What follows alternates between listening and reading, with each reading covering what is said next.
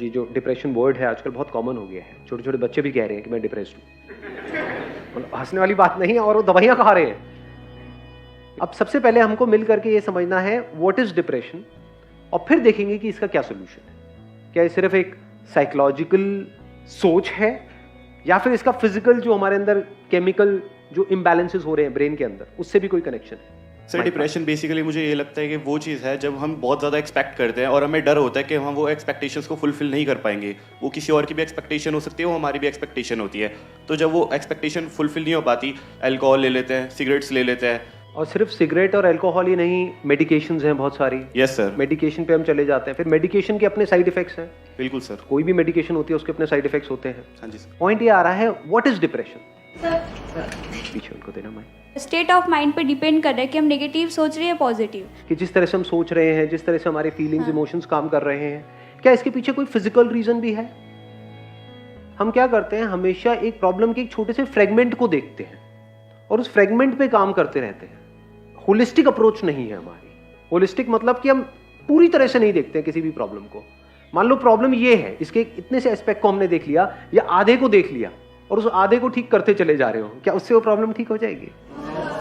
तो one is psychological, which I agree it is, उसमें कोई डाउट नहीं है कि अगर उल्टा सोचोगे तो फिजिकली हमारे बॉडी के ऊपर रिएक्शंस उस तरह के होने लग जाए। स्ट्रेस होगा तो फिजिकली प्रॉब्लम्स आने लग जाएंगे। बट क्या इसका कोई फिजिकल रीजन भी है डिप्रेशन का? कंसेक्यूटिव फेलियर्स, मतलब that's what I think, due to consecutive failures. एक बार बंदा फेल हुआ, उसके बाद दोबारा होता है, फिर दोबारा होता है, तो then somewhere the person starts to think that it's not just my belief, it's actually true that I am not that able. तो आप अगेन जो आप बोल रहे हो किस लेवल पे है, वो फिजिकल लेवल पे है, साइकोलॉजिकल लेवल पे? ये तो हो गया साइकोलॉजिकल, जिस पे मेरे बहुत सारे सेशंस ऑलरेडी हैं कि फेलियर से कैसे डील करना है, नेवर गिव अप, लाइफ को किस तरीके से देखना है कि एक इवेंट का एंड आपकी लाइफ का एंड नहीं है। क्या इसके पीछे कोई फिजिकल रीजन भी है या नहीं है? फिजिकली कुछ ऐसा हो रहा है हम सबके साथ में जहां पर कोई बहुत बड़ी गड़बड़ है, और उस फिजिकल की वजह से psychologically we are not feeling good. कई बार ऐसा नहीं होता कि उल्टा सीधा कुछ नहीं हुआ है आपके साथ में, मतलब सब कुछ ठीक चल रहा है, फिर भी आपको अच्छा नहीं लग रहा है, यू आर फीलिंग बैड। ऐसा हुआ है या नहीं हुआ है? मतलब बिना किसी वजह के ही मूड खराब है, ऐसा होता है नहीं होता है? ऐसा क्यों होता है? फॉर एग्जाम्पल बीमार होते हैं तो अच्छा फील नहीं होता, तो क्या वो साइकोलॉजिकल रीजन है या अंदर कोई बैक्टीरिया है, कोई वायरस है, कुछ कोई गड़बड़ हो रही है फिजिकल लेवल पे? ज्यादातर यही बहुत बड़ी प्रॉब्लम होती है। होता क्या है कि if a person is not feeling good, वो 2-3 दिन तक फॉर एग्जाम्पल बेड पर है, उसका कुछ करने का मन नहीं कर रहा है, that person is feeling sad without any, नहीं वो ब्रेकअप नहीं, वो तो फिर साइकोलॉजिकल हो गया, समझ गए? ब्रेकअप की वजह से बहुत सारे लोग खुश भी तो होते हैं।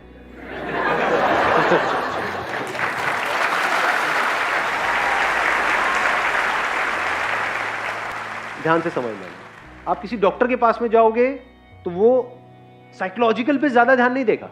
वो क्या करेगा, फटाफट से अपना वो निकाला, उस पर लिखा ये खा लो, तो वो किस लेवल पे काम कर रहा है? फिजिकल। और एक्चुअल में साइकोलॉजिकल लेवल पे आपको खुद काम करना होता है, कोई और आपके लिए नहीं कर सकता है। बाहर से कोई कितना भी बोलता रहे, चाहे वो डॉक्टर बोल रहा है, चाहे मैं बोल रहा हूं, चाहे कोई और बोल रहा है, इतना फर्क नहीं पड़ता है जब तक कि आपके खुद के अंदर से ना आ जाए कि मुझे अपनी थिंकिंग को चेंज करना है। तो साइकोलॉजिकली अपने आप को कैसे ठीक करना है, वो किसके हाथ में कंट्रोल है?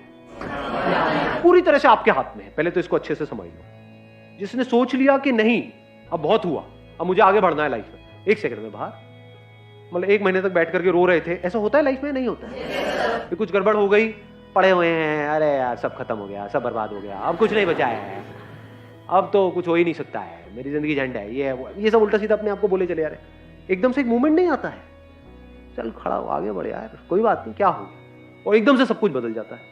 इसको बोलते हैं साइकोलॉजिकल। उस वक्त अगर फिजिकल भी जो हमारी बॉडी का जो केमिकल लोचा है वो हमारा साथ दे तो और अच्छा हो जाएगा। यही तो दवाइयां करती है, जो डॉक्टर्स दवाइयां देते हैं उससे क्या होता है, अंदर जो फिजिकल लेवल पे गड़बड़ हो रही होती है उसको वो संभाल लेते हैं, उसके भी सिम्टम्स को संभालते हैं, कॉज को नहीं। आज हम कॉज पे जाने वाले हैं। दोनों में फर्क समझ आ रहा है? कुछ सिम्टम्स हैं। सिम्टम्स क्या होते हैं फिजिकल लेवल पे? कुछ तरह के केमिकल्स हैं जो रिलीज होने चाहिए हमारे अंदर ब्रेन में। फॉर एग्जांपल सेरोटोनिन है, डोपामीन है, कॉर्टिसोल तो स्ट्रेस हार्मोन होता है बेसिकली। कुछ ऐसे केमिकल्स हैं जो रिलीज होने चाहिए, वो रिलीज नहीं हो रहे हैं। तो you are feeling bad without any reason, उसके साथ में कुछ और भी उल्टे सीधे थॉट्स चल रहे हैं तो और एक साइकिल घूम रही है, उन थॉट्स की वजह से और बुरा लग रहा है, जितना बुरा लग रहा है और थॉट्स आ रहे हैं।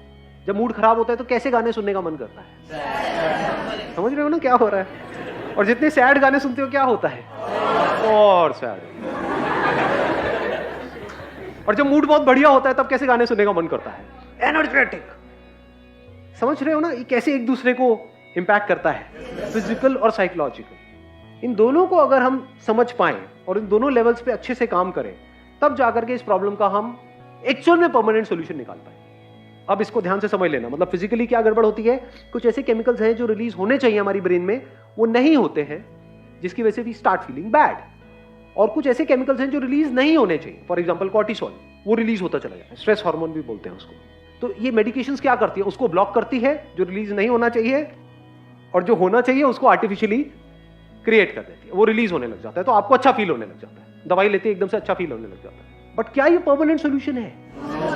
बीमारी का इलाज करने के दो तरीके हैं, एक है बीमारी के जो सिम्टम्स हैं सिर्फ उसका हम इलाज करें, एक है बीमारी की जड़ को काट दें। फॉर एग्जाम्पल गाड़ी में आपके फ्यूल नहीं है और आप साइकोलॉजिकली बड़ा अच्छा सोच रहे हो, मुझे वहां जाना है, ये मेरा गोल है, ये मैं इतनी स्पीड पे चलाऊंगा, सारा प्लान बना लिया, गाड़ी में फ्यूल ही नहीं, दबाए चले जा रहे रेस। तो रीजन क्या है, फिजिकल है साइकोलॉजिकल है? फिजिकल है। ऐसे बॉडी में अगर हमारे फ्यूल ही नहीं है या फ्यूल में ही मिलावट है तो रीजन फिजिकल हो गया। मान लो किसी का पेट ब्लॉक है, 4-5 दिन से काम ही नहीं हुआ है और वो यहां पर बैठे हुए हैं, वो बैठे होंगे,